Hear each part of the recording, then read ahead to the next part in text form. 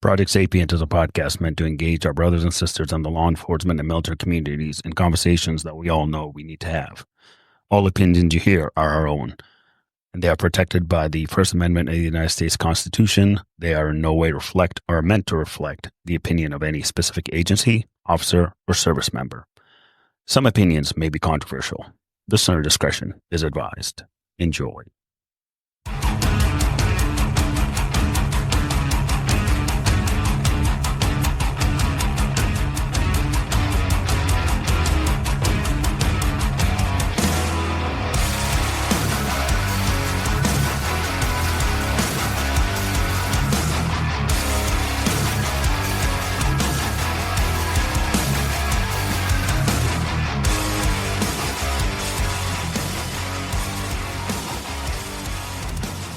All right, everyone. Welcome to Project Sapient. We are back, and I hope you enjoyed the last episode with Regiment Blades. Really good guy, Al. Still talk to him. He's a funny dude. But today, real quick, before we actually get started, I want to give you guys a quick little tidbit. So, retired Special Forces Command Sergeant Major Chuck Ritter. He actually now has his own website, www.chuckritter.com. Again, www.chuckritter.com. And like a good sergeant major, he sells PT belts on there. And always be safe, right? That's the way command sergeant majors are. You want to make sure you're wearing your PT belt no matter where you are, even in a combat zone. So if you go to www.chuckritter.com, you can go ahead and purchase some. And even he has in the website, he says it helps pay for his cats. So head over there and take care of it. But today I'm excited to finally have Dave Burke in the studio. And Dave, raise your arm. Oh, there we go. I love it. So I met Dave at 22 Mohawks. So the way I met Dave was through Dave and Stacy of 22 Mohawks. I was running a writing seminar to help you guys basically write your story, kind of getting ready for your talk. I think it was the day before Veterans Day. You're going to do a veteran speak event, right? You guys were going to talk. And, that's how you and me met and we spoke. And I remember I brought my son down when we did the in-person class, and I brought my son, and he was just mesmerized by your hand and everything, But so I'm really excited to finally have you on here because one thing I want to talk with you is talk about who you are and kind of the journey you've had, because it's an amazing story. And so obviously you're a veteran, Army veteran. And when did you join? So, Eamon, first, I just want to say thank you very much for having me. So much gratitude for being here. So, to bring into the military career that I had joined up in 1985. Okay. Back in the day, I joined in the delayed entry program. So I actually signed up when I was 17 and went in shortly thereafter. It was really right about Christmas time. Yep. My thought was to go in, try to get a career out of something. So I was going as a mechanic. Okay. But needless to say, I found a recruiter, and I'm the only one he ever recruited. But I ended up going as airborne infantry, 11 B1P. So not even mechanic. Mechanic. Okay. So with that said, from there it was a journey to MEPS. There's a funny story with that. We can get into that a little bit. But from there, from MEPS down to Fort Benning, Georgia, Harmony Church. Do you say what year that was? 85. 85. Okay. Yeah. Harmony Church. Mm-hmm. That's a story. That's a whole journey within itself. Yeah. But after that, airborne school, Fort Bragg. I believe, if I can remember correctly, about 3 weeks. Oh yeah. You go through that first week where they try to kick people out, basically. Yeah. So, but after that, was stationed at Fort Bragg. Yep. Wasn't at Fort Bragg too long. A couple months, we call it, I was a cherry at Fort Bragg. And there for a couple of months. And then I was in Charlie Company, the 3rd of the 325. Yep. 508. And we were the first, I'm going to try to get this right. We were the first battalion to go over to help defend Europe. Okay. Meaning that it was CTAP. So you still, at the time, it was still East and West Germany, right? That's kind of, okay, West Berlin, sorry. Yeah. And I think for what I've read and what I'm trying to recall it was the time where, it was a Cold War, right? Yep. And Russia, the circle of life here was, nuclear weapons arming in Europe needed to be defended. Yep. So the Southern European Task Force is what we were part of. The first battalion go over to Vicenza, Italy. Gotcha. So that in itself was, it's some great history. Well, that's remarkable that, back in 85, I was 5 years old, by the way, just so you know. But in 85, for you to go in and to be part of that historic, East and West Berlin, and to be in Europe, kind of defending Europe from, at the time, it's not Russia, Soviet invasion, or however you want to, whatever was going on. So while you were there, I know you told me the story about, you had an accident. Yeah. And can you talk about that? Yeah, I'll digress just a little bit. With this journey too, there's recalling certain moments and times that I'm trying to bring together. Yep. That's it's fun because I've actually reached out to some of the brothers that were there. Yep. And they're telling me stories that I don't remember. I don't recall. Oh, really? Okay. And they're great. But the company that I was in, Charlie Company, and specifically the platoon that I was in, we ended up calling ourselves the. Okay. The platoon ran by, which I believe is a hero, which I know is a hero. His name's Sergeant Charlie Desponzio. Yep. He took it's almost as if we'll put it this way, he was tasked, or he was given the order to take a platoon that is like the land of the misfit, straighten their asses up. Yep. And get them ready. Okay. So I know he succeeded in that, just being part of it. Yeah. With that journey, that's where the tragedy or the accident happened. Yeah. But so what I can recall, I'm still trying to get bits and pieces of it, and I can share you what I remember. Is that we were on a train. I was with a couple of the guys from the platoon. We were going to Milan. Yep. Okay. Oh, all right. There you go. And they call it the Pinky Floyd. Yeah. Mistake in just 1 minute that lasted a lifetime. Yeah. I put my hand out the window of the train. Yep. Another train came by high speed. Okay. My hand was out the window. Gotcha. It was wrong place, wrong time, happenstance. Yep. But what I can recall out of it is that when my hand was out the window, you kind of knew there was something. In a split second, you knew there was something wrong. Yeah. I think I might have caught a mirror off the front of the train coming out. So a train coming in the opposite direction. The opposite direction. Yep. So I think when I had my arm out the window, I might hit the rear view or side view mirror off the engine. But it's unclear. Okay. Whatever it is. In that split second, something happened. Yes. I don't know what it is. So when I just try to recall, when I pulled my hand in the window, I kind of looked at it at the same time, and it's just like an instant, brother, where it was kind of hanging, right? Mm-hmm. Whatever was held on by muscle, it was hanging there. That's how I remember seeing it. Yep. The pinky was gone. The ring finger was half gone. Yep. And it just looked like. Yeah. Kind of like grinded up, right? Exactly. Yeah. And, when I put your hand in, it's just awful blood going everywhere. Yeah. But the most prominent thing that I can remember after it happened is that I'm not sure what you call it, but when you fall asleep on your hand or your arm, it's numb. Yeah. I don't know how to explain except disease feeling. Yeah. Electricity. Yeah. Head to toe. Wow. And then I just went down. Okay. I don't remember a lot after that. I know that either it was the medic that was on the train with me because we were with the platoon, or a guy named Scruffy. We could talk about him later in the journey. Yeah.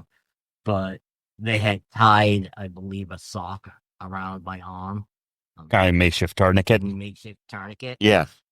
And I believe it was, they had stopped the train. Yep. They had thrown me in a Polizia car, the Italian car, and drove me to the hospital. Mm.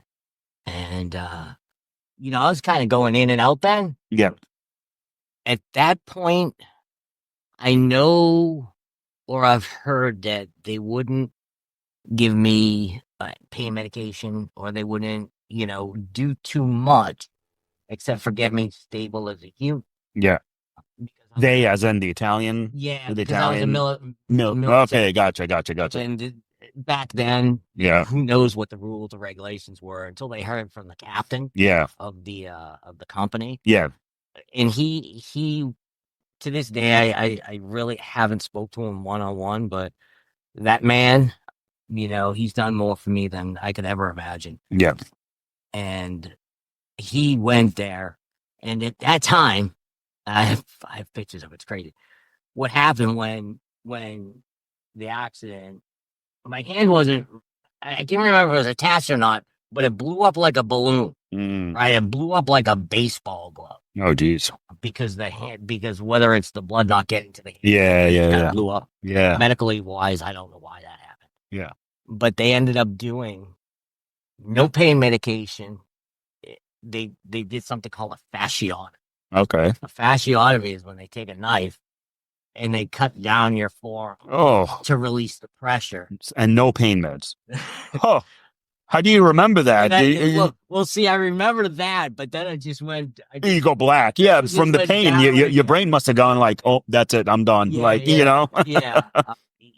And after that, Eamon, brother, I remember bits and pieces. The larger parts is, getting me stable, getting me back to Vicenza. Yep. Because that's where I was stationed, Vicenza, Italy, Caserta.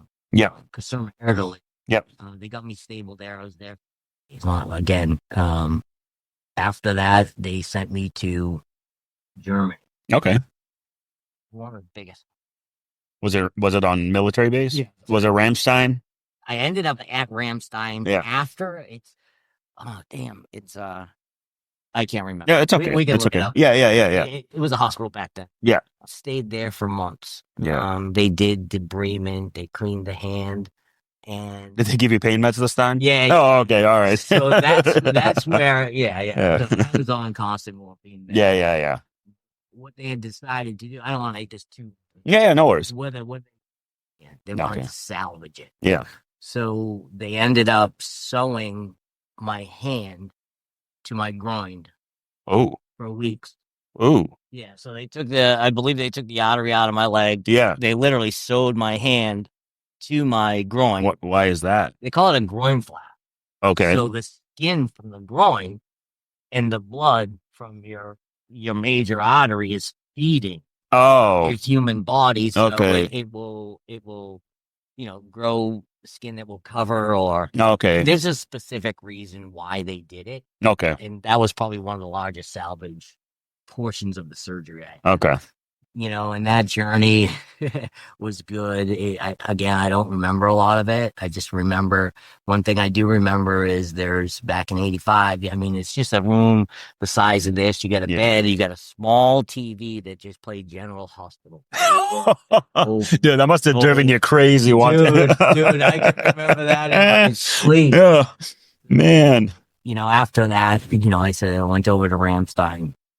And I was telling, again, not to make it too long, I was telling a buddy when we were at X35 that the first time I ever got a pass out of the hospital, I said, oh, damn, it's a great air show over in Ramstein. Yeah. Right. So I'm going to take that pass and go over there.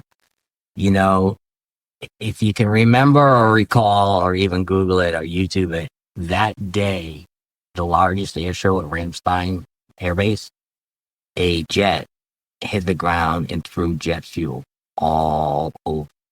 Ooh.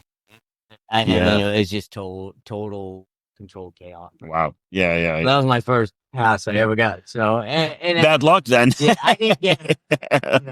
Yeah. Oh my God. But yeah, that's kind of if you take the journey and snapshot of the accident. That's it's wow. Pretty much tells the story of everybody worked so hard, did great,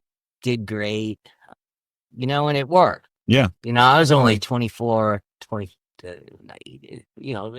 early 20s. Yeah. Kid, right? Yeah. And at what point did the prosthetic come in? Like, at what point did that happen? So, fast forward. Yeah. I got home from the military. Yep. I worked for my own man. Yep. Had what we had as a hand. Met my beautiful wife. Yep. Had 3 beautiful kids. Worked for my father's computer store. Yep. Did some skydiving. Yep. Did a bunch of it up in Pepperell. Yep. Loved it. But then as I got older, right, I think it was probably when I hit 45. I'm 58 right now. So I was maybe even early. So for 20 years, you had a makeshift hand. Yeah, I sort of. Yeah, I had a hand that, basically was missing my pinky. Yep. They took, after the accident, I had half a ring finger. Yep. The other half just died. Yeah, okay. It just wouldn't work. They put a metal rod in my middle finger, a metal rod in my first finger, and my thumb did a little bit of, okay. I mean, if you'd see that. Yeah. But then they fused my wrist. Gotcha. So it was basically a configuration of a human hand. Yeah. Did the best possible. Yeah. And I can explain this grit later on. Okay. As we talk. Yeah. But yeah, it was a wonderful life. Yeah. But as you get older, your body starts hurting. Yeah. The arthritis is jumping out of box. Yeah. Everything we did in the military, catches up with you. Yeah. Right. And the hand was it was really, really, it was just bothering me. Yeah.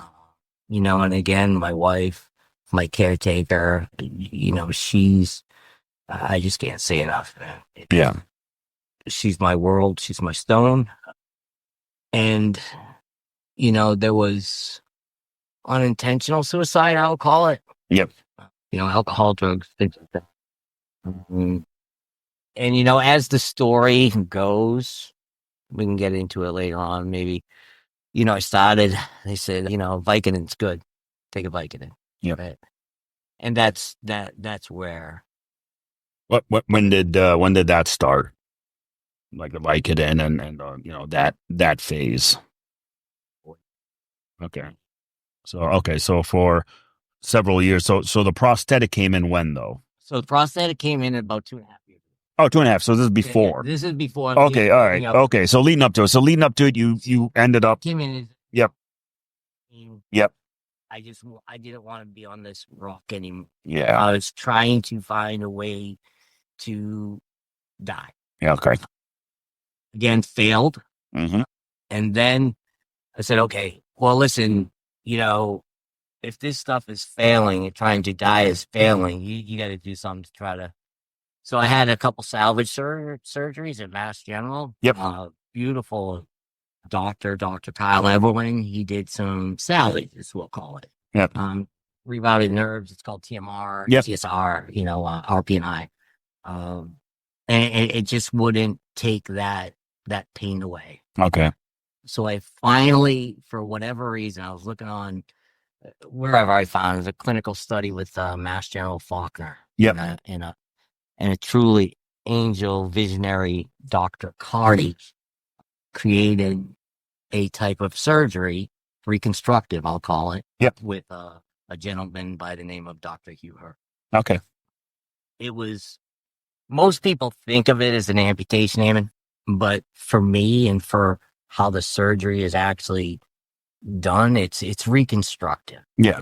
Whether we call it not an amputation, but it's reconstructive. Okay.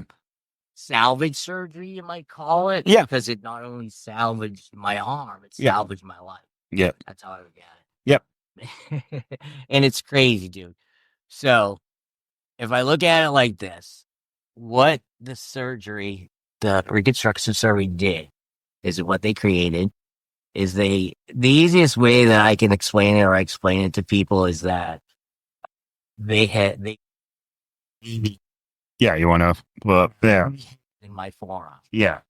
So as I talk to you, don't have a prosthetic on, I can move my. That's the crazy part. When you showed me that, I'm like, they built a baby hand in the nub, basically. Yeah. So it's like, a little baby hand that I have to.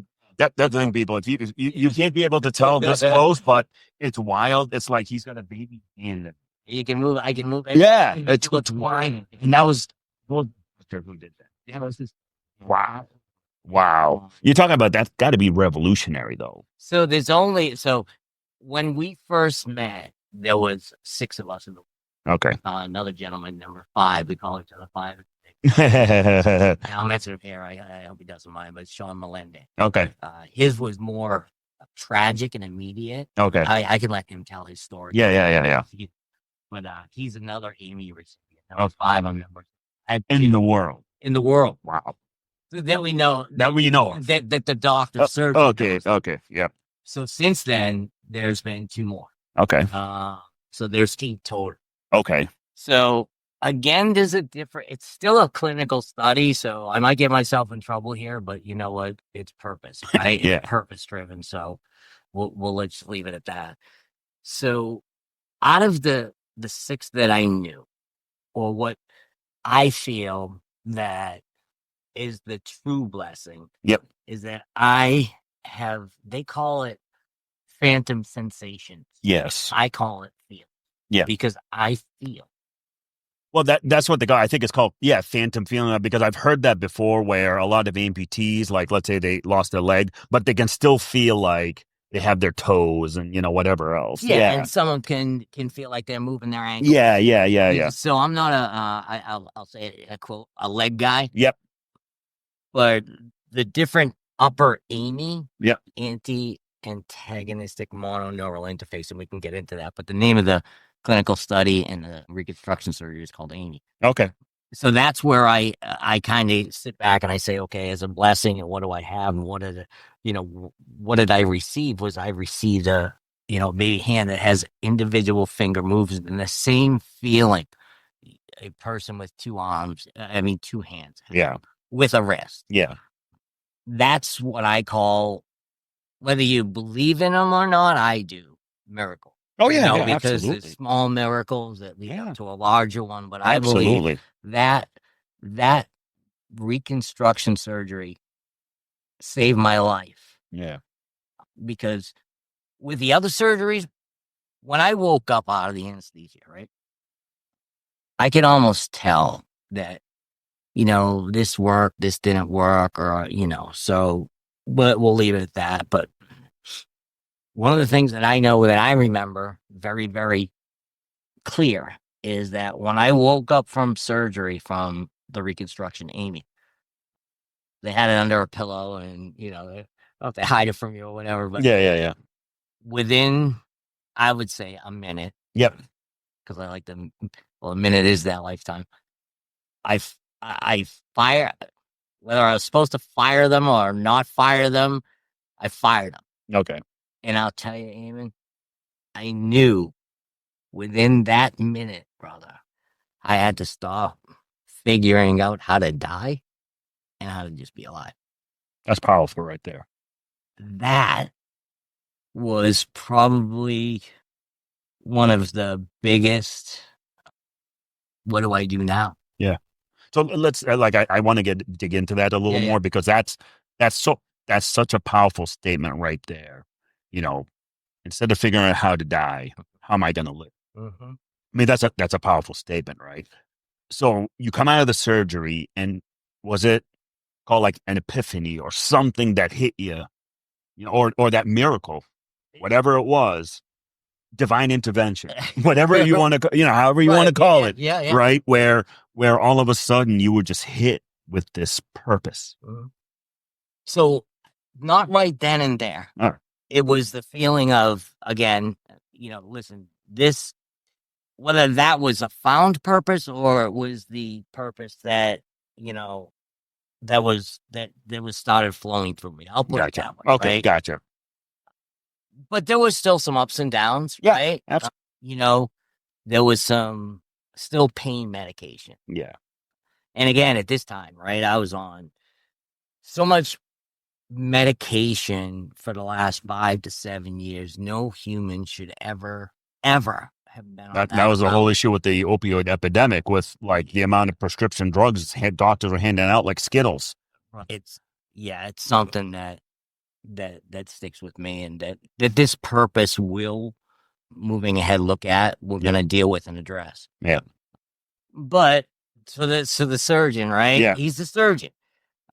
After, I think it's after 30 or 60 days, he's done. No more pain medication, right? For all his Amy patient stuff, because the chronic pain, man.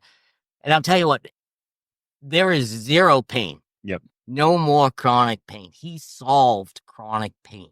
No shit. For me. Yeah, for you, yeah. But with that said, with that time frame came, we had our appointments, we were doing all the therapy and stuff like that. But their point in time came when the pain medication had to end.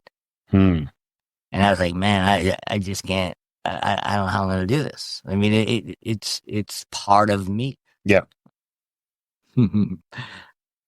So I can't remember if I called Dr. Cardia or in the office with him, but I said, I can't.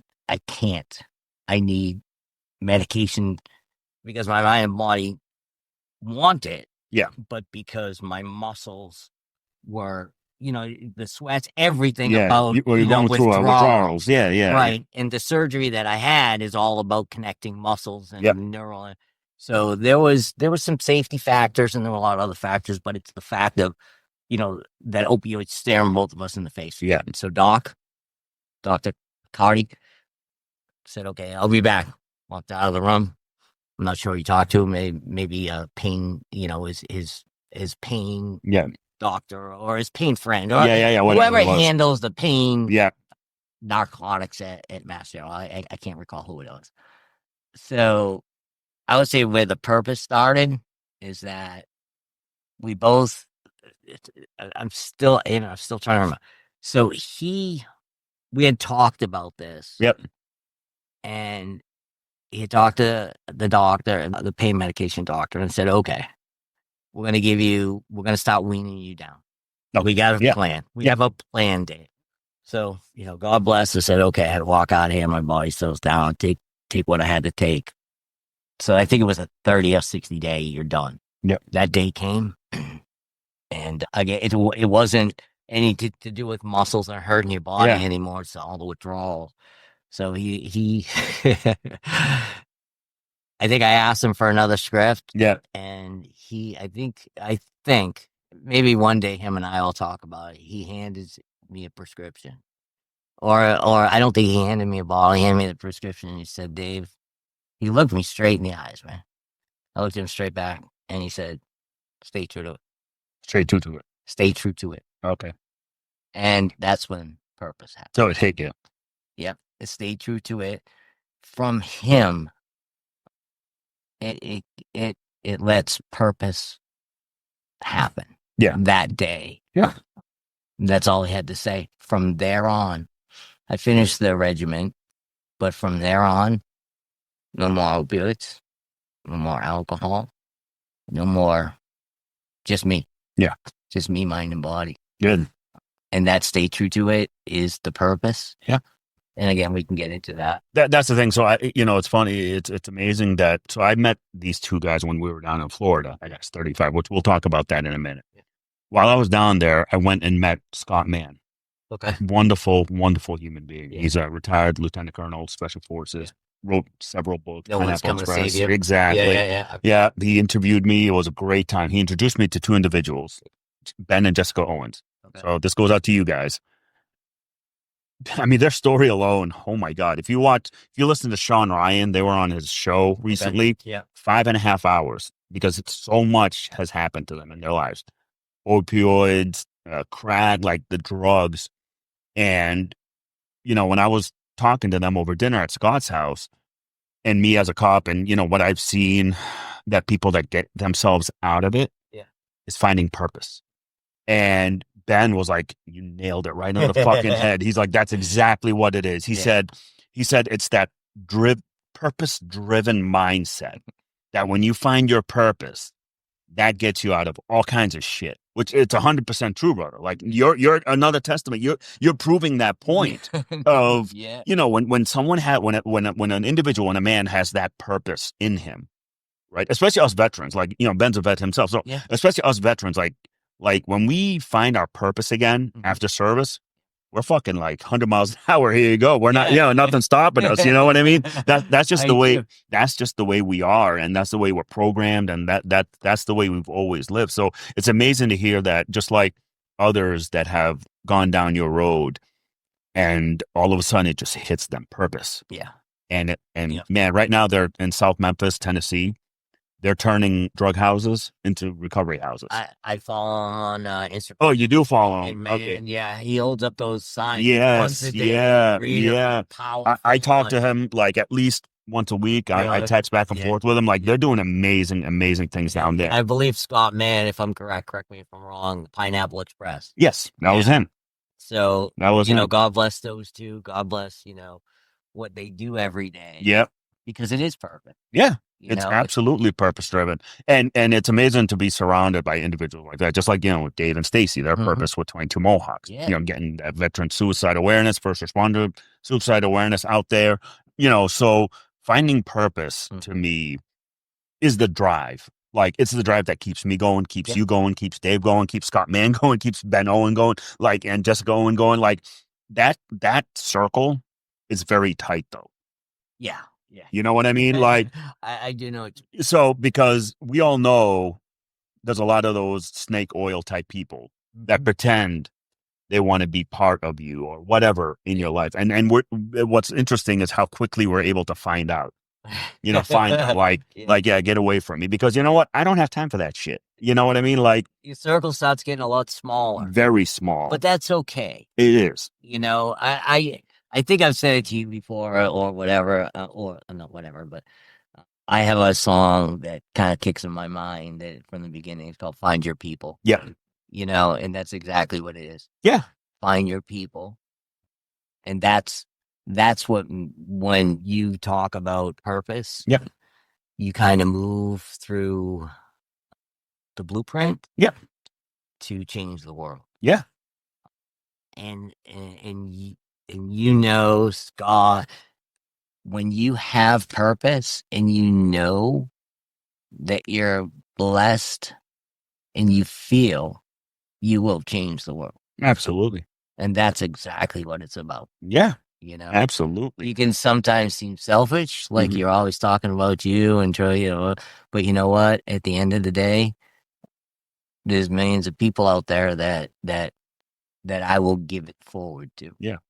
So. What's funny is, like, we talk about ourselves, and I've always hated talking about myself. I've hated it, man, for the longest. Like, I've subscribed to that whole quiet professional type shit, like, do my thing and keep my head down and, me do me, and that's it. But, a friend of mine, once told me, he said, listen, the amount of knowledge that you have and what you've been through and all that shit, he said, you got to pass it on to the next generation of fighters, warriors, cops, whatever it might be, because that shit is part of their survival, in this type of profession, in our world, and I took it to heart, and that's when I started writing and doing all my stuff, with Habit Journal, and now with Chuck Ritter at Objective Arte, doing the editor-in-chief stuff. And it's amazing to see, like, even now, reading some of the authors that are coming to Objective Arte, a lot of, soft guys and military, and all of them finding their own purpose in life. Yeah.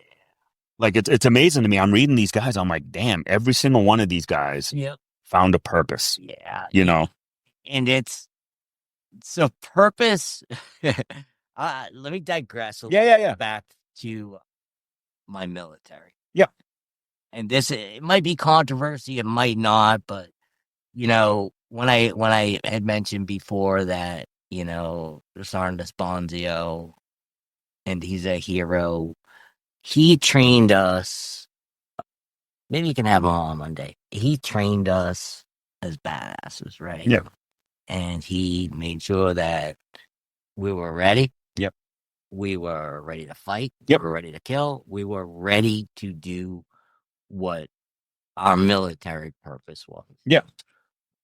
And one of the hardest things that I had to deal with, or I still deal with, I'm still working that challenge out, is that even I sit here with you, right? As veterans, you're a combat veteran, right? I'm not. How I left my brothers and the mistake that I made, I really didn't get to see them afterwards. Yeah. But then, war started, Yeah. some of those brothers went off to war. And I don't have to tell you. Some died. Yeah. Some came back. Some came back broken. Some, we can talk about that all day long, but I shied, man. I shied away from telling people I was in the military. Yeah. And now I look back and I say, and this is kind of with purpose with people I've met on, different seasons. Yeah. I raised my right hand just like everybody else. Exactly. If I was called, I would have went. Yeah. And that's what I think I had to try to get over. Yes. Because when you say, okay, now I have to learn how to, not die, but be alive, I have to confront all these things that I never thought in this planet that I would ever have to face. Yeah. And that's one of them. So, even lately I've been connecting with them. They're telling me stories, and, it's something that they don't really talk about. It's me bringing it up because I feel bad. Yeah. And, you coming to I'm giving myself a lot of grace. Yeah. With that. And I'm starting to, I don't want to say relive the military career, but understand it and put it in the passenger seat. Yeah. And then enjoy it. Yeah. But use it as a tool if I need Here's to, the thing, right? here's the thing, like to me, when you start talking about purpose and self-awareness and all that stuff, right? Yeah. Like, you acknowledge that you're in the military. I acknowledge I was in the military. You acknowledge you're a vet. Yeah, I went to combat, veteran. Like, to me, it doesn't matter. It never mattered. Whether you're a cook, mechanic, infantry, we all raised our right hand. We all swore the oath, and we all went and did what we did. Whether it was peacetime, wartime, it doesn't matter. To me, you went in just like me. Right. And what's funny is I tell people, I'm like, listen, the peacetime guys got paid as much as I did. Like, at wartime, like, it didn't really matter, Yeah.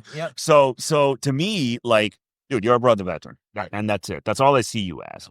It doesn't like, just because you were injured or even like never been to war, it doesn't matter, man. We all raised our right hand, and you know what? Like you said, if the time came for war, we're there. We're gonna do what we gotta do.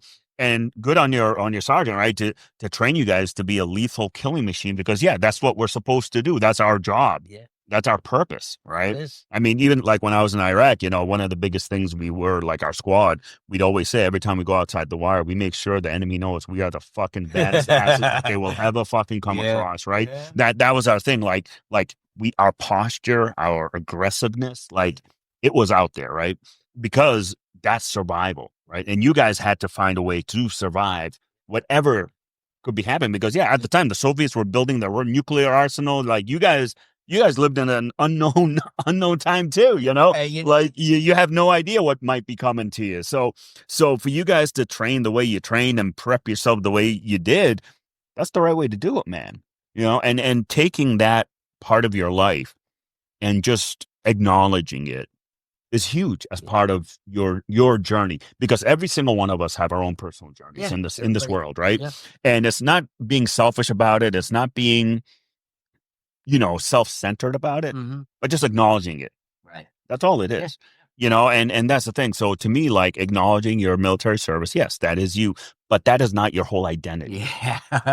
That's part of it. Yeah. It is not your identity. Yeah. And, I've been researching a lot about ego, and I mean, I can get into all kinds of shit about that, but your ego is your biggest downfall too, right?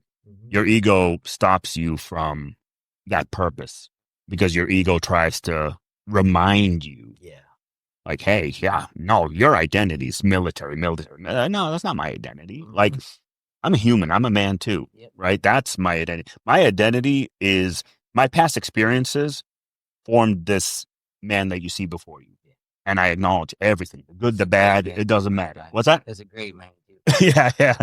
Those are, but that's the thing. Like, you take everything you've experienced in the past, all your downfalls, your ups, your downs, just like Ben, Jessica, all their bad, good, bad, all that shit, and propel forward with purpose. And that's exactly what you're doing. Yeah. Right. And when you went down, I mean, we'll talk about X35. Right. Let's fast forward a little, because I really want to get into X35. And me seeing you down there, brother, I was like, dude, you were like a new man, like it was amazing. Like, so, Dave and Stacy had you go down to X35. You were selected to go down and to experience, re-experience the brotherhood, re-experience what it's like being in a platoon, re-experience, have the talks, they had the vets and they had so much shit. And, again, like I talk about, the first time we went, it was just like 10 of us and we had no idea what the fuck we were doing. Like we were trying to figure out what the fuck to do with it. Man. Exactly. And it was the funniest conversation. I was like, hey, Dave, let's jump out of planes. All right, let's do it. And let's go, and we ended up putting it together. And same with Kraz, we all end up putting it together. But to see what it is now, after I think this is their 6th time, and how they've grown it, and Dave and Stacy at 22 Marks, how much has grown to be what it is today. Dave and Stacy, they created this amazing program down there now, and it's growing. It's growing, right? So, like I said, when I saw you down there, you were almost like living in in a dream world, right? I mean, that's how it looked like with you. Yeah. And it was so cool to see you though in your element.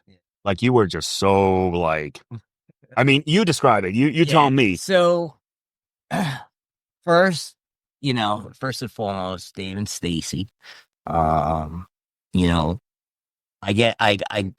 got to be a part of the family. They embraced me. Yeah.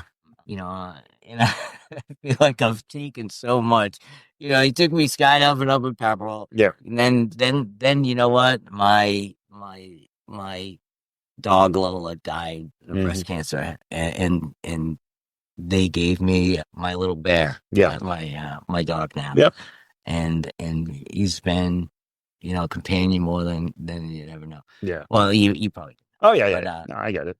With that said, the X35 thing came up, and I was like, no way, right? This can actually, this might happen, right? Yep. So it starts bringing me back and saying, okay, I can do this. I can do this. I can do it. Again, the tandem is with Dave and Stacy. I got up. That's the first time I've been under silk. Yeah. For a long time. Yeah. That brings back some memories. Yeah. That's a story for another day. Yeah. But after that, it was like, all right, why not? Yeah. Right. Why not? And I'm glad you went. Oh man, I did. I wouldn't have missed it for the world. Yeah. My name was John. Yep. I got to go. All sorts of stuff going through my head, but great stuff. Yeah. I get down there.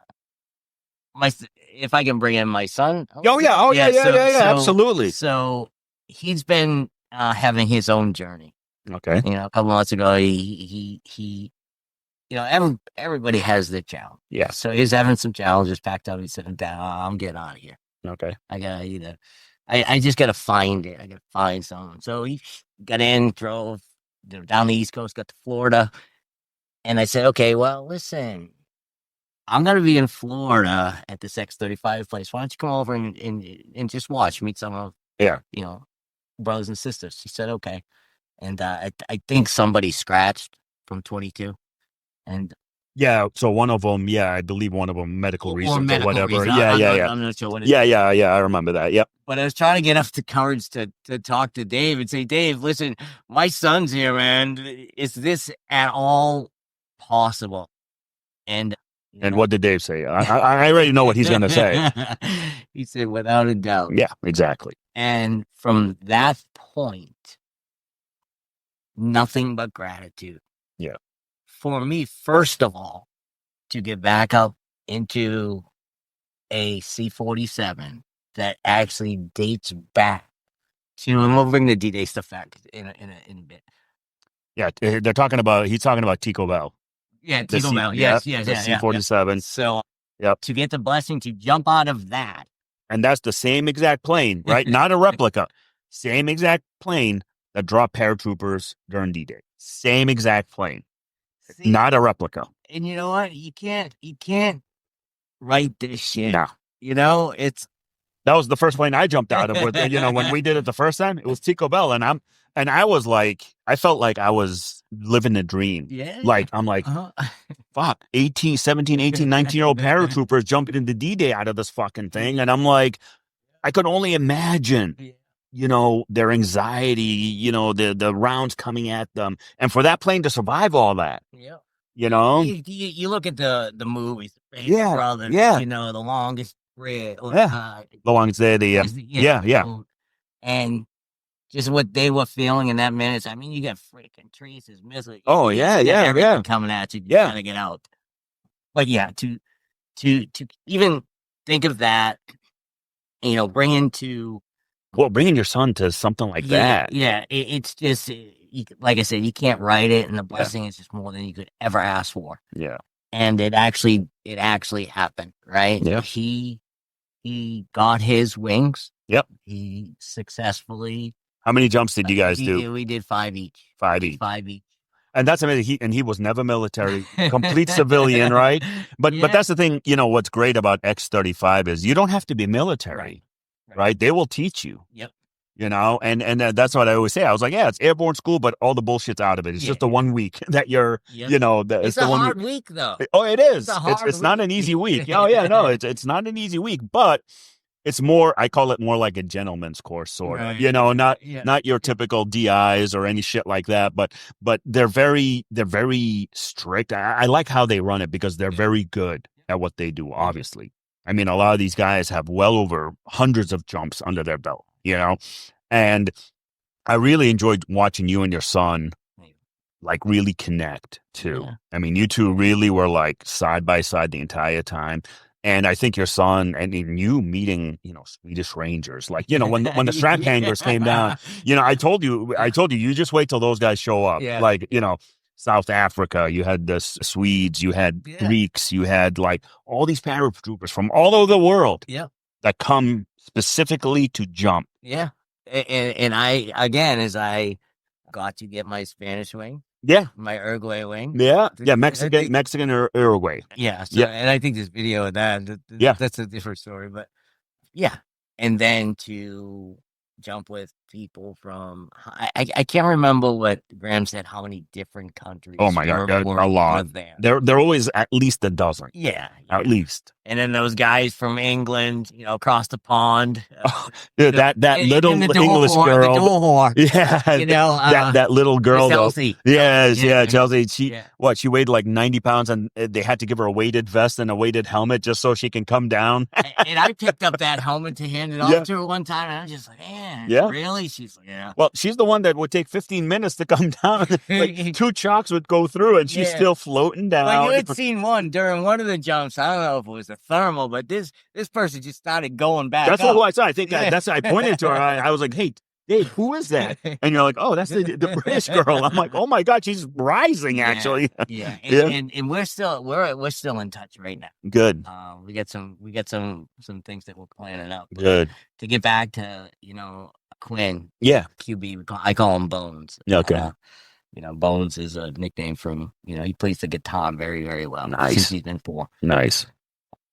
To have that and create that memory. Yeah. I just I don't know how to explain it, but you know, he was in the plane in front of me one time, the door behind me. I talked to him under the parachute. There's just so much I could say about each and every moment.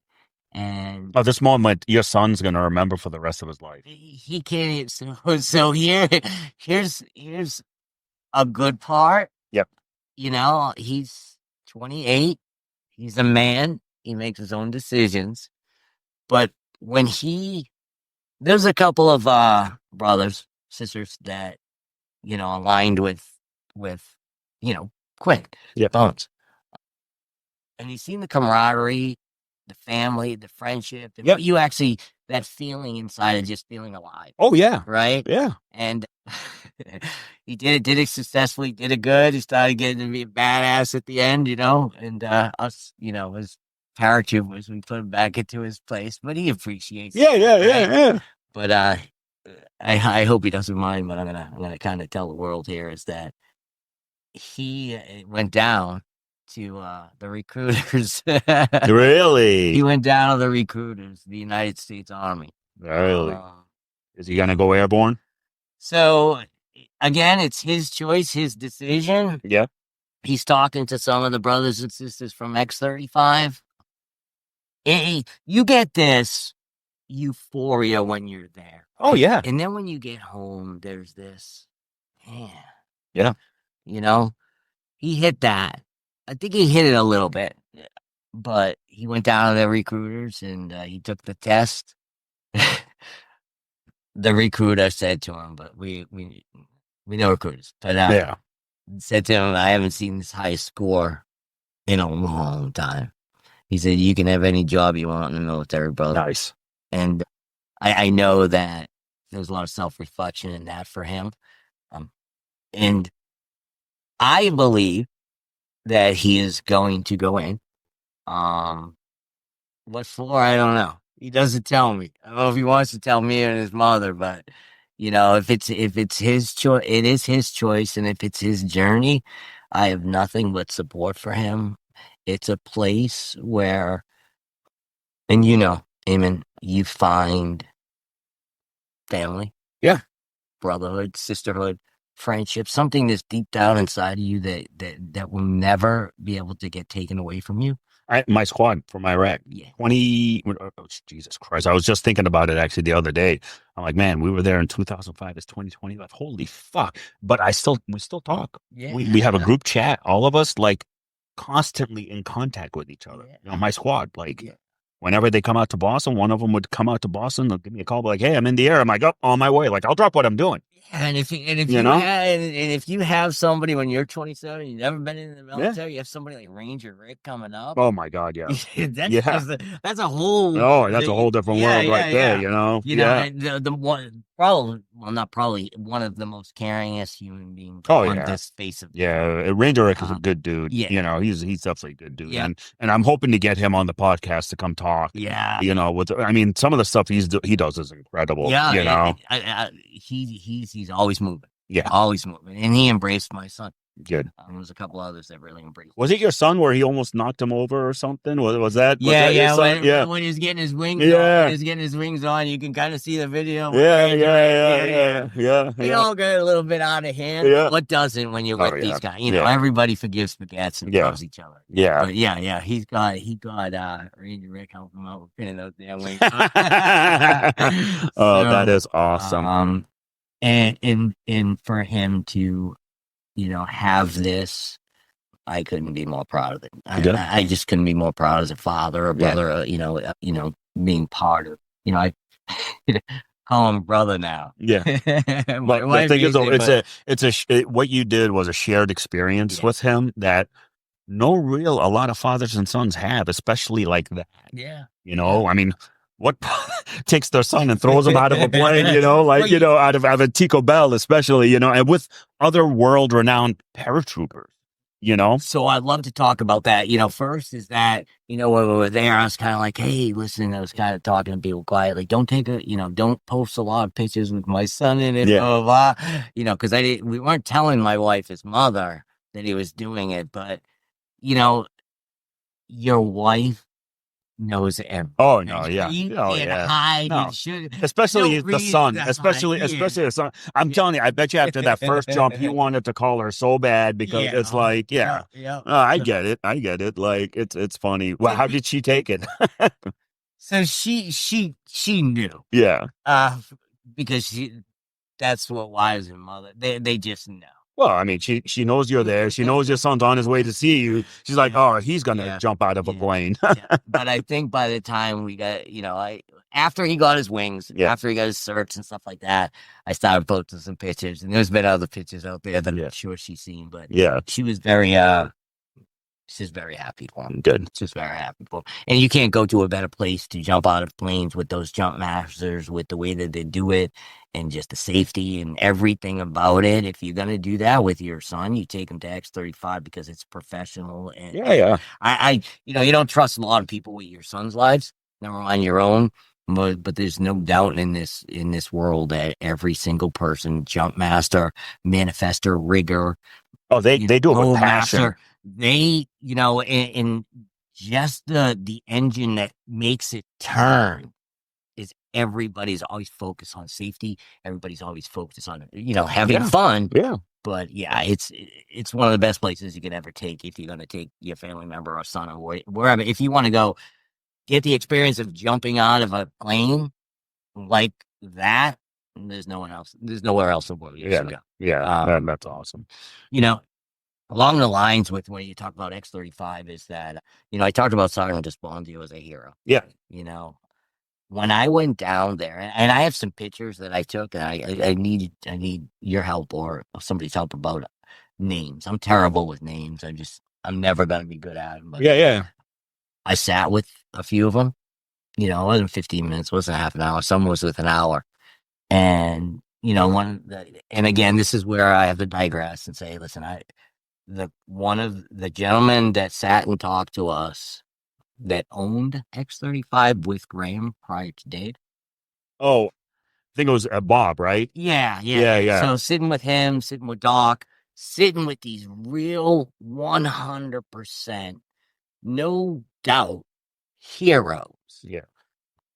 It's just very, very humbling. Yeah. And for my son to see that, even for me to talk to him, kind of, not jumping out of the plane and everything else kind of brought me back to, and I want to thank you for introducing me to Cats. Cass, yeah. Cass. Yeah, Kraz, I mean, sorry. Kraz. Me and him were in Iraq together. We deployed together. Yeah, I don't even have it explained to you, but it's one of the people that I met down there that no matter what, doesn't even have to say, he looks at you, he says, I got your back. Yeah. Done deal. That's the way he was when I was in Iraq with him. Like he took care of me, man. Done deal. He took care of all the soldiers. And there's only a few people in our lifetimes, and it, then when they look at you and they tell you, or they don't even have to say it, they look and say, I got your back. Game on, man. Yeah. Game fucking on. I have this. Yeah. And we shared a minute. I know. Of our lifetime. Yeah. It was a powerful minute, man. You guys had a powerful minute.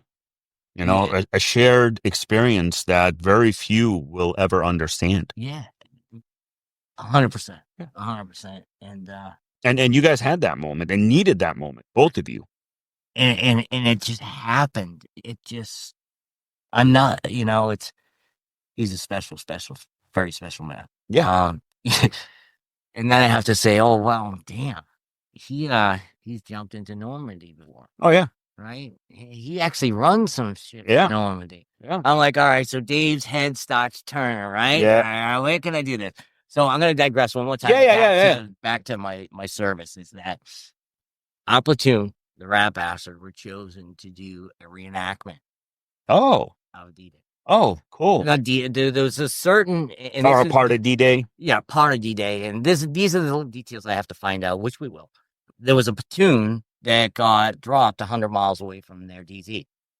Kraz, I think, does that jump. So we literally trained special duty for 6 months to jump in St. Mary Glees and road march 25 miles a day. Yeah, I think through the towns. I think Kraz had pictures of that when he did. Like, yeah, I believe there is a group or whatever that does that. Yeah, so would I ever do the road march again? Probably not. No, but they'll do the jump. Yeah, so here's a crazy mind, right? Is saying, listen, can I manifest a jump back 40 years later, right? Maybe the 82nd reunion of D-Day, the 82nd Airborne, the 82nd number, whatever, numbers mean something. Yeah, oh yeah. But to get to have the opportunity and say the way that I left my brothers and how I feel And then for 40 years later, you meet Damon. You just meet and you get to go to X35 and you meet somebody that's actually been there, done that in cats, right? Yeah. Cats. I still have to ask him. Maybe I'll ask him right now. I say, hey, listen, I want to go back. I want to jump into St. Mary Lease. Yeah. For my platoon, for my brothers, if they can come, we'll try to do that. But it would be I don't say not closure, but it would be. Well, it will close a chapter of your life. Yeah, that part of the journey. Yeah. So take that as you will, and we'll just move from there. But jumping into St. Mary Lease, road marching, even Sergeant Esponzio, I had to go down to North Carolina before I really embraced the purpose because I had to ask him for his blessing to do it. Just because. Yeah. And I stayed over his house for 2 days, brother, and you can only imagine. Yeah. No, that's awesome, man. So I learned a lot about myself on that, but to tribute to him for what he had done for me and for, our company, even our battalion, again, there's been a couple of suicides from my brothers, from my platoon. Yeah. And there's some other challenges there, and to try to dedicate this, man, it's just, it's just, I well, glory to God, right? That's one thing I want to talk about though is what's this new thing you got going on here? All right, I'll explain, and it'll kind of go along with the purpose. Surgery. Yeah, kind of like kind of bring it together. Yeah, kind of. Is that I was thrown into we'll call it the prosthetic world. Yep. When the decision to have that reconstruction aim and surgery, you no longer have a wrist, you have an arm, blah, blah, blah. So, introduce to the prosthetic world. Yep. Prosthetic hands, body powered, not body powered, bionic, non bionic, multi articulating, get a line of this. So there's just so much, right? And I don't want to talk about. Well, I will. There's people born without limbs that have full functioning limbs that can feel stuff. There's traumatic. And there's all sorts of different reasons to have bionic limbs. So, get out of surgery, go through that season, ready to go. Let's pop a myoelectric army. Let's go, change the world, right? And here's where the absolute blessing of the purpose comes in. Yeah. That right now, as it is in the industry, if we take a look at, I'll just show them from it. Yeah. Take a look at this. Yep. This bionic hand, which is multi-articulating, because with the sensors inside the socket, with the power, the batteries, and this arm, the function is with these three fingers, because that's these two kind of just follow. These are the front. Yeah, they have a purpose, right? Yeah. But when you're holding glass and you gotta use them. Yeah. So this, and it's also something called in the prosthetic world, it's called pattern recognition. Yep. Or grip patterns. Yeah. So if we want to move the wrist or the fingers, you don't do this. Mm-hmm. You actually, there's a motion, like you got to move your wrist like this, or you got to double pump it, or you got to hold it long. And that's what moves. That's what goes to the sensors and moves the fingers and the wrist and stuff. So for me, that's what I used to have, right? That's what I lived with for a long time. Yeah. But now I can move everything. Yeah. I can move every finger, every thigh. I can do my wrist. Yeah. So when I put multi-articulating bionic hands on, I have to go back. Okay. And I have to move it like this, and I have to think about it. Yeah. And it just kind of starts. This is where the mind and body stuff comes in, right? So that's with all of the hands on the market. Yep. So even with this one's gorgeous, right? Yep. So this one, and not to say anything, but this is cool shit, right? what you have to do and learn and pattern rack. It's really cool stuff. Yeah. But there's a challenge, right? Because the AV reconstruction surgery allows you to have full feeling of your fingers, your wrist, and your thumb and all that. But the technology, it's there. It's out there in the industry. Yep. But it's so out of reach for people that have limb loss. I mean, again, I'll say I'm blessed because I'm a veteran. Mm-hmm. I can go to Walter Reed. Yeah. I can go into the VA. I can go to the clinics, and it's paid for. Yeah. To a point. To a point. Right? To a point. So basically sitting in a sandbox, right? Because I have this miracle in my forearm. Yeah. But then I have to go and try to retrain how to use my, there it goes. Hand, right? Yeah. So even that, it's the hands that I have. This socket is carbon fiber, right? Yep. Can't really hurt it. I mean, I jumped out of the plane with it, right? Yeah. But the electrodes the sensors from a company called Coap, literally looking at, honestly, this, again, I'm blessed. It's hundreds of thousands. So it's not available to like everybody or anybody. Yeah, no. Yeah. And so we can get into that more, but the accessibilities of bionic hands and I even know it's feet and knees, to limbs. So, it's just so way up there that sometimes it's non-comprehensible. And if you look at this one's what we call a body power. Yeah, it really doesn't do much, but it gives me leverage. I could touch things. Yeah, not touch things, but I can use it as a tool. Yeah, that's what they tell you. Yeah, so not too expensive, couple $1,000. Yeah. But you also have to go through a prostheticist. Yeah. And you have to get prescriptions for these. They have to be approved, and they say, well, why do you deserve one that has all fingers that will move? This we could talk for hours. Yeah. But that's, I'll say, if you want to take a look at the purpose, the journey, and everything that comes with it, I will say, from stay true to it and to give it forward is that journey. Yeah. Because you can argue with people out there about the numbers of how many people have limb loss, uppers, transradials, or full arms. There's not many of us with transradials, right? Yeah. They're very, maybe a couple of 100,000. Yeah. Whatever. But from here down is more, but then legs with diabetes and all of that, there's a lot more. Yeah. But we'll talk about uppers for now. Yeah. Again, where there's only X amount of us in the world. Yeah. Why does the whole industry change, right? Yeah. How can you change this? I could, change it because I know the power of stay true to it. Yep. We got the pillars to do it. Yep. Courage, purpose, and love. We have people that have your back.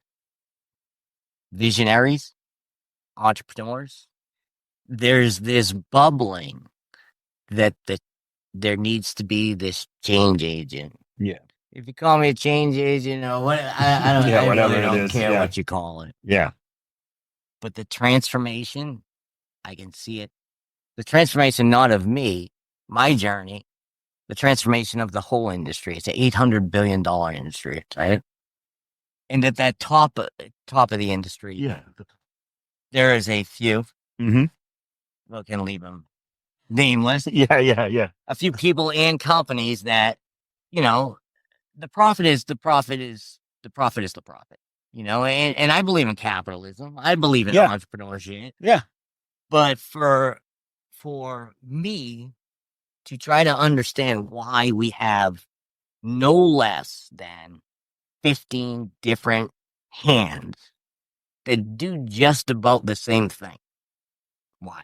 I don't know, but I still believe in capitalism. Yeah. And there's a select few that are starting to get it. Yeah. Meaning the way that they create the hand and the pattern rack and thinking AI will change. AI right now and the prosthetics in the industry, we're not talking about prosthetics or bionics anymore. We're talking about artificial limbs. Gotcha. Right? Yeah. A human get back into it. With what they built in my arm, the baby hand, there's little beads in there. Yeah. To me, I just look at it as it's a bionic interface. Yeah, right? yeah. So if I want to bionic, I need to get these things to connect, and they really don't yet. Yeah. MIT is doing some freaking terrific. There's a lot of research being done, but here's how I truly see it.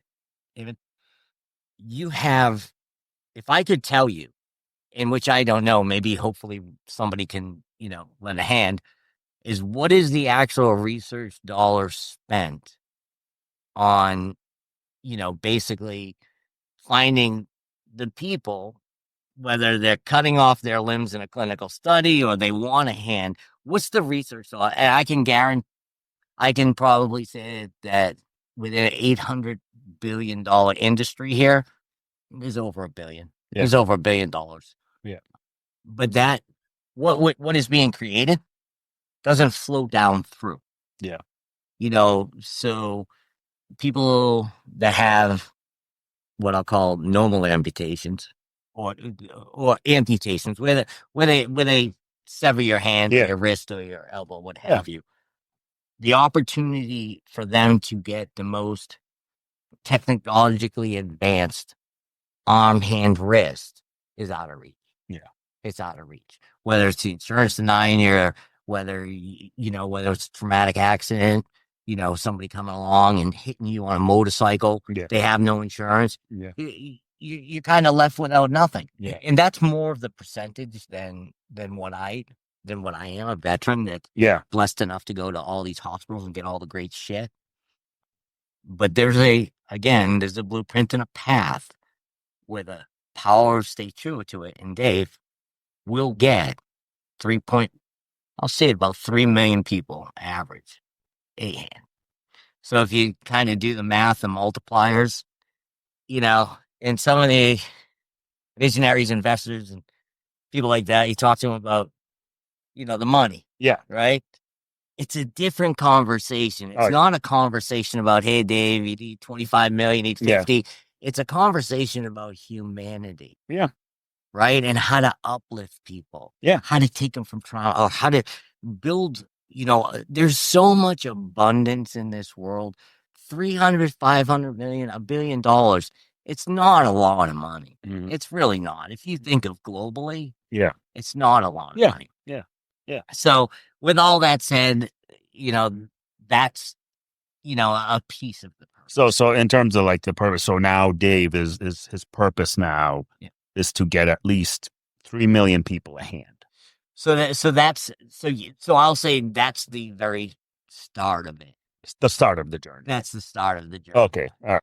Because I know that's possible. I know the blueprint. I know the people. I know the visionaries. I know we have the momentum to start this. And I guess that's why I'm pretty much sitting here with you. Yeah. Is that there was some time that we talked about doing it, but after, X35 and my son and just everything that is manifesting. Yeah, it just kind of came together. It's just time. Yeah. Dude, there was something that said, Dave, go. I love it. I truly, truly love it.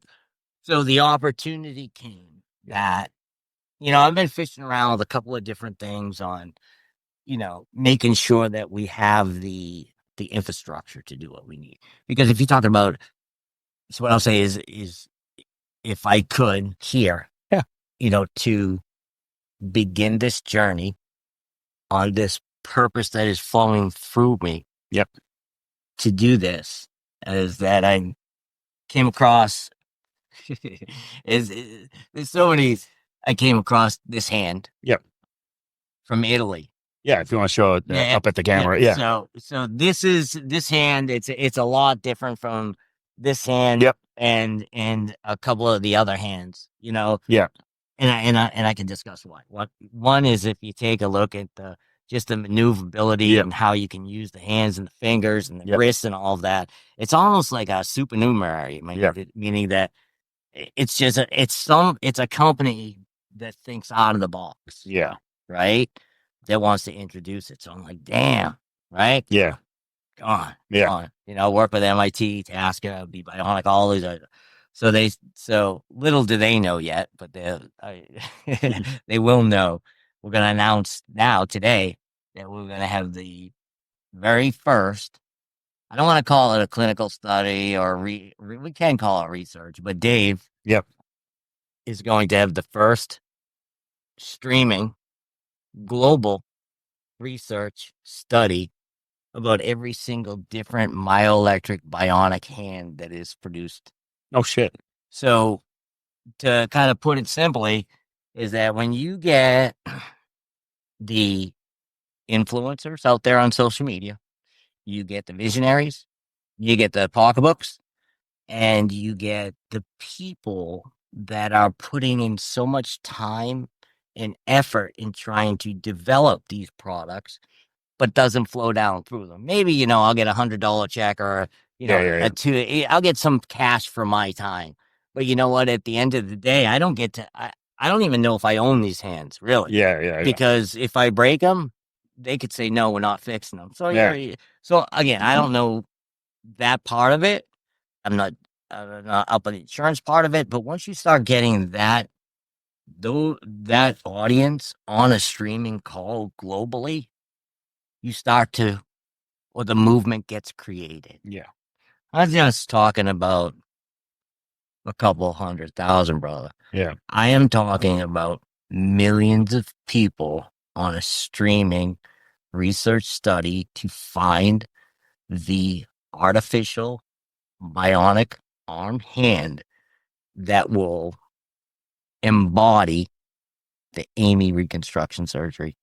Because my belief is that Dr. Hugher from MIT, the visionary with Dr. Cardi, they've got the legs moving like light speed, right? Yeah. I think the FDA, I could be wrong, has approved the Amy surgery for the legs as the next way to that's cool. do amputations. Yeah. So you know what's next? Yeah. Hand, arm. Yeah.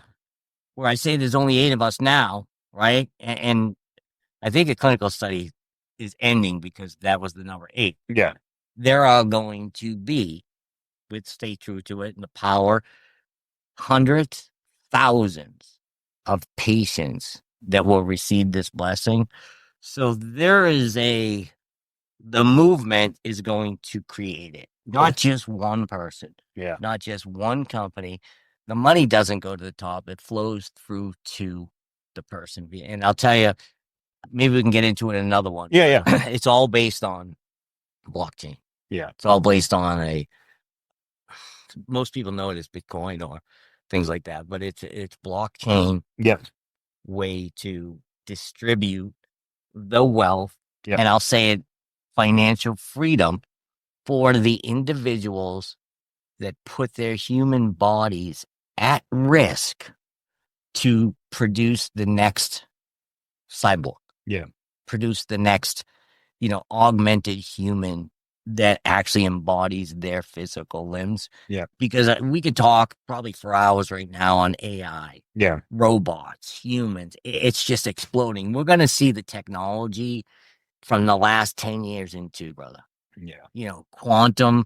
I could get into, quantum positioning and stuff like that. And we haven't even started talking about, the studies that we're going to start with, right? And I don't even, the people, the entrepreneurs, and the people that are smarter than I we're getting to make sure the infrastructure is right to handle up to 3 million people. Yeah, that's awesome. It's really cool because they're a lot smarter than I do. I've just been given the tool. Yeah. But that's purpose. Yeah. Because the way the blockchain works is that if you put your human body at risk to advance humanity, yeah. There you go. Humanity, perfect. Because those are the people that understand that. Yeah. Those are the people that embrace it, and it's like, yeah, really, this is happening. Yeah. And it's it's just, I've never been, whether you have faith, your spirituality, or whatever that drives you. I've always had a problem with our God. Yeah. And there was a specific moment that somebody told me, so listen, if you do one thing just have a conversation. Yeah. Yep.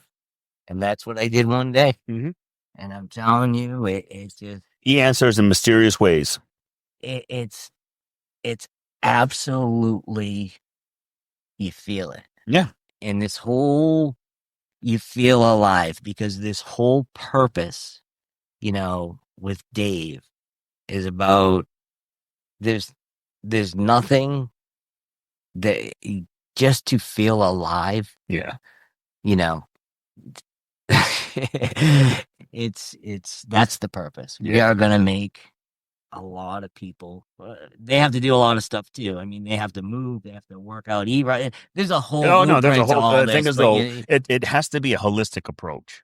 Yeah. And that's all it is. So in the end, no matter what, it has to be a holistic approach. That's what I always say with a lot of things, a lot of treatments. Yeah. It has to be, whether it's PTSD, suicide, it has to be holistic. Yeah. It can't be just treat the symptom. Okay, Dave doesn't have a hand. We'll put an arm on Dave. Okay, now you're good. Well, Dave's not done yet. There's a lot more, right. So that's the thing. Which I get what you're seeing and what you're trying to do. Yeah. Is you're trying to build, a holistic method to this. Yeah, it's we are building it. It's how do I say it? It's almost $1 billion industry. Yeah. Right? Yeah. Give or take. And, for a long time, I thought it was too big. Yeah. But you know what? Nothing's too big, bro. Oh, no. Nothing's too big. Take small sections, and then it'll grow. Yeah, and just even the small things like when I said I go see prostheticists, I either travel or it's time and they got to create a socket, they got to send the socket away. It's just a lot. Yeah. Even a hand, right? So if I break something on this hand, I have to send it away. I don't have a hand for 4 months. And every human should have their God-given right of having a hand all the time, right? And we haven't even gone into proprioception. Yeah. That's a whole different conversation right there. Yeah. It's the same, So it's even taking how do you eat an elephant, right? One bite at a time. Yeah. So prostheticists cannot do anything with this. They have to send it back. That's wrong. Engineers, kids, college kids, they know how to take this stuff apart. They know how to fix it. That's our next, artificial arm engineers. Yeah. Our bionic engineers. There's no more prostheticists. That stuff, there's a reason for it. Yep. But you have to get the next generation to start stepping up. Yeah. You have to, bone. I mean, it's a movement. Yeah. And I'm blessed to be a part of it. And it's just, I wake up every morning right now. I try to figure out how to die, but it's how to live. That's awesome, man. That's awesome. I'm so happy you found your calling, to be able to do what you're doing now. And, before we wrap up, I just want to say that, from when I met you to X35 and now, I mean, you're talking night and day in terms of your focus. I appreciate and your mission forward, So I'm really happy to see that. And man, if anything I could do, just let me know, obviously. Oh, we're just getting started, man. Yeah, you just let me know and we'll make it happen. Yeah. It is what it is. But man, thank you so much for coming. Hey. It's been awesome, brother. Yeah. And just hang out for a second, do a quick outro here, and then we'll get you on your way. But everyone, hope you enjoyed this episode with Dave Burke. He's on where do they find you on Instagram, right? Yeah, Instagram, Cyborg Vet. You look him up on Instagram. You'll see his journey. You'll see all the amazing stuff that he's doing for the community, veteran community, for what do you call them? Limb community, I guess. We'll call it the movement. Yeah, the movement. The artificial arm movement. There we go, artificial arm movement. All right, all the stuff that he does. So it's amazing. And everybody stay safe and stay sapient.